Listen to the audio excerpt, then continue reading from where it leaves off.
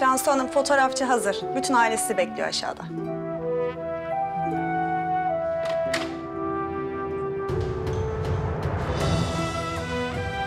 Benim adım Cansu Koran.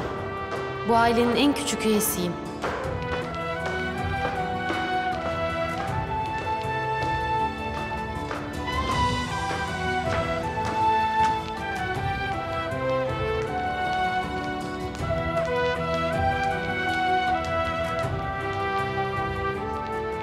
Annen gelir şimdi, gel. Bu arada babacığım, bugünkü sunumu hazırladım. Çok beğeneceksin. Sabaha kadar uyumadan çalıştım ama değdi.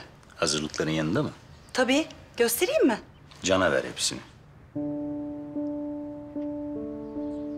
Can'a mı?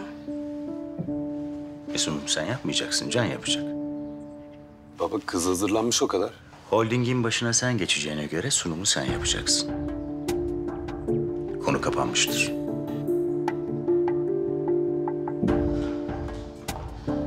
Şu sehpayı bırakıver. Herkes hazır bakıyorum. Begüm de boşanıp eve döndüğüne göre.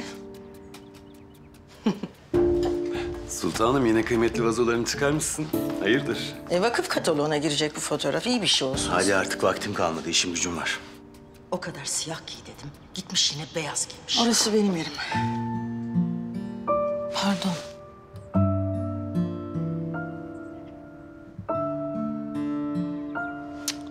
Sıkıştırdın iyice.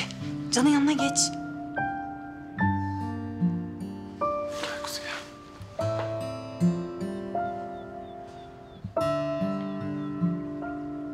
Evet, gülümseyin lütfen.